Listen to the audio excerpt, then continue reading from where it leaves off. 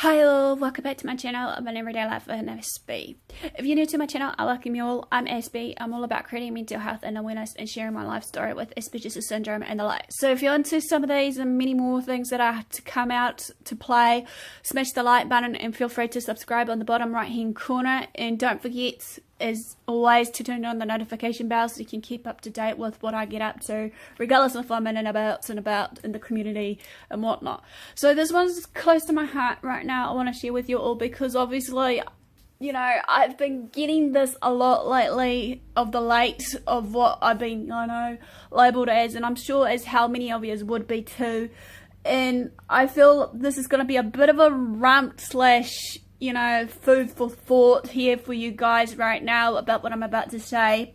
This one's going to be called Who I Used to Say I'm Too Emotional. And in saying this, that, for us females exactly, who has the given right to tell us otherwise, how to be the way we should be, how to think and that, because overall we should have the power to decide on our free will, how should we act, think and say and do and that. But as you know, basically, or have heard based on my life story on being bullied, which I might link up a couple in the description, like to the letter of the bullies, as well as my life story as a victim of a bully and how I've overcome it. Basically, back in the days in school, obviously, like any of us, I was bullied for certain things, like you.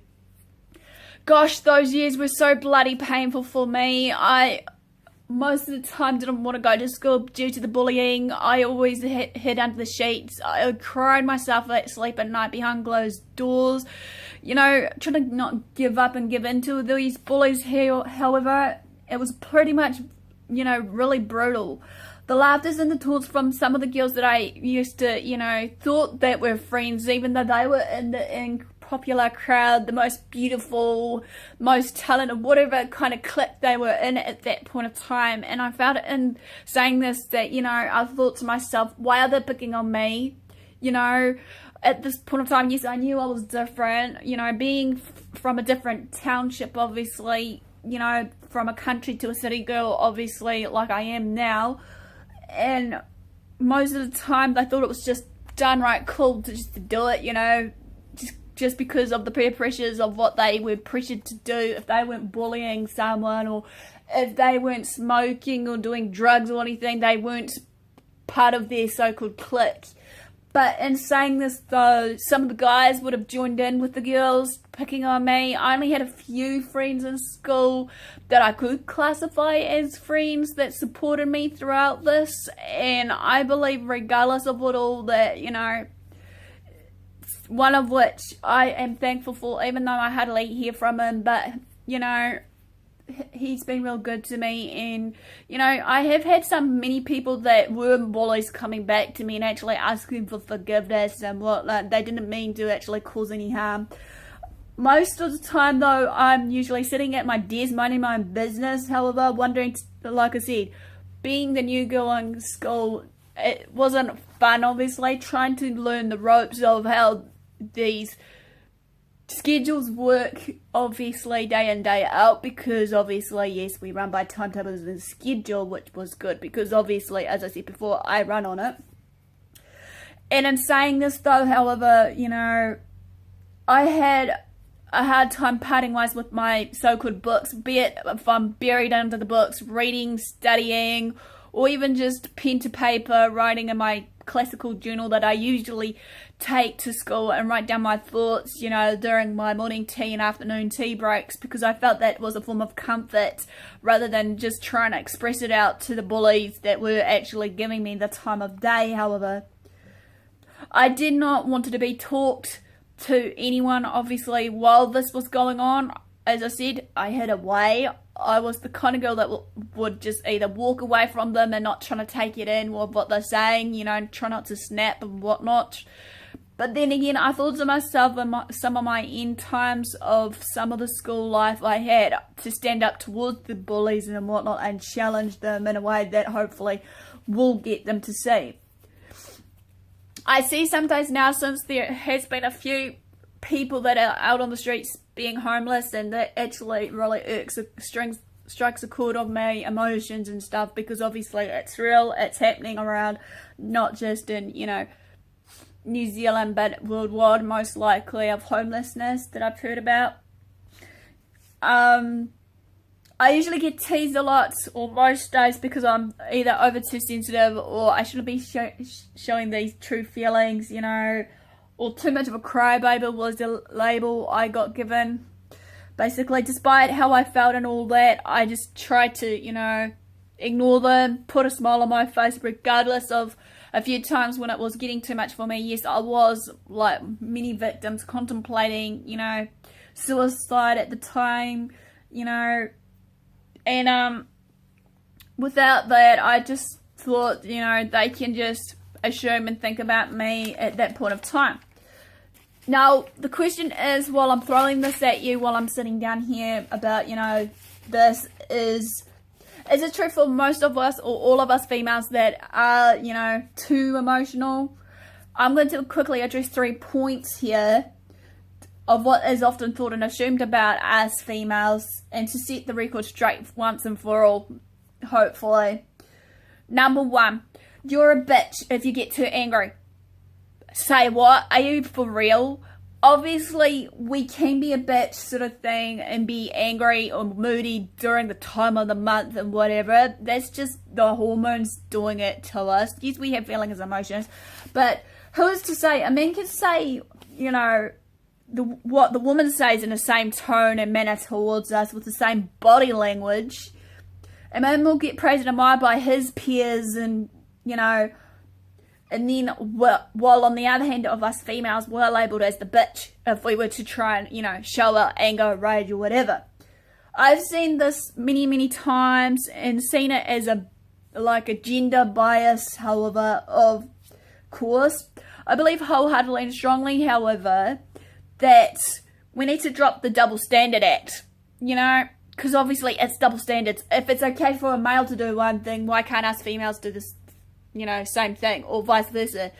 If a female can do something that a male can't do, or whatever, or have been told not to do, why can't they here say? You know, I have talked about double standards, which I'm going to link it in the description as well as in the information, but if you want to, you know, see to what my thoughts about that is. Angering a woman is an appropriate response for us, however, just as it is for men. When there is an injustice or a form of way that we feel that on how we are treated or spoken about, or someone talking over us, thinking or assuming about us that they're above us and they think that they've got power over us, they just think that, you know, they can do this, or they just constantly interrupt us. To the woman out there, my advice here is, don't forever be ashamed of your anger. Own it and use it appropriately to the right means of it, however, on your own terms. Use it in a right way will mean you are courageous and brave. You're standing up for your own self, and obviously you're taking no crap from anyone, especially sometimes when it comes down to it. I've noticed that many men treat us females badly, and then it's vice versa. Sometimes us females can be just as bad treating males badly, you know, so it goes even par. Number 2 on this, I want, in the record straight, I want to talk to you about, you shouldn't cry at work because you're manipulative, or as it is manipulative. Come on, really? I feel real. Again, I dare say we are wired differently as females. Just because males are looked upon being the strong, dominant one, showing no emotion or what have you, that they're showing if they did, they are weak. They are not entitled to share their feelings, even though they're not all about going into the deeper inner being of themselves, of connecting to their feelings like we are. We are, as a female, nature versus nurture, and also getting into depth with our feelings and emotions, as I said. Last but not least, number 3. Don't be so sensitive. It's just business. Both, as I said, men and women have feelings. Obviously, we all will get hurt and offended one way or another to what others may say or think about us, or assume about us. We know for a fact that men likes to hide their feelings or suppress their feelings, and not wanting to obviously share their feelings, or they may often just try and deny how they're really feeling, regardless if they don't want to be the emotional one seeing that tear stained face. As I said before, they are often seen as being weak. Okay, of course, I am who I am and what I am, right? It's just who I am. I'm still a human, after all, with feelings and emotions. Just like you all.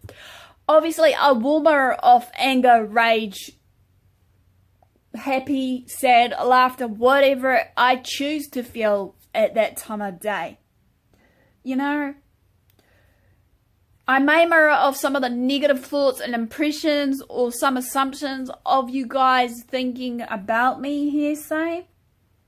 Like this anger and rage that sometimes irks me to the core, that I really want to share it, you know, show it and whatnot, even though I got told 9 times out of 10 when I was younger that I was going the wrong way about showing my feelings and emotions by my parents, obviously, especially because they feared for if I was to show it the wrong way, I'm going to be looked upon that I'm the wrong, you know, bad person, obviously, especially when, you know, being labelled different based on my autism, obviously with my meltdowns and sometimes my, you know, tantrums and that, I'm always looked upon as the bad one just because of that label mentality of what I've got.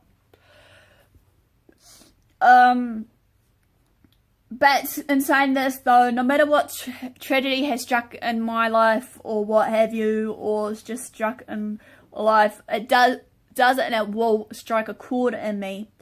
And it moves me to my silent tears of what I try to see and feel from others more deeper and within.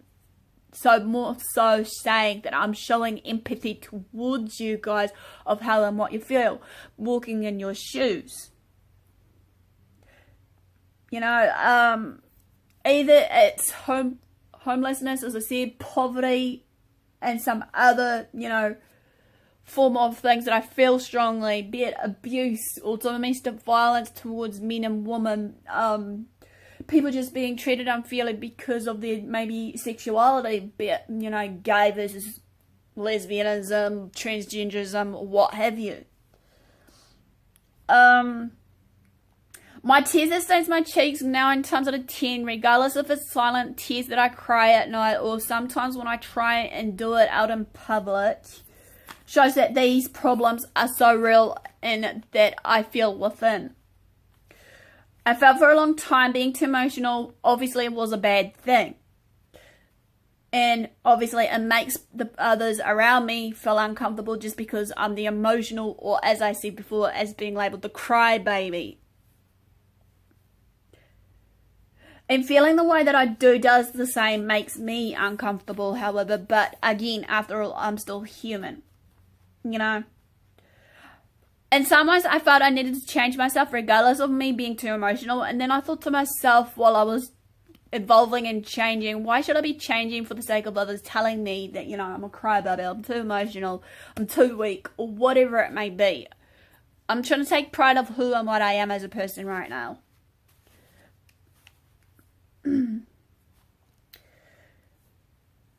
Being sensitive and sentimental is nothing to be ashamed of, however, and feeling guilty of, I've learnt. It shows me that I have great strength, and this motivates me to be more of a person who I am today, the kind, caring, empathetic, loyal person I am.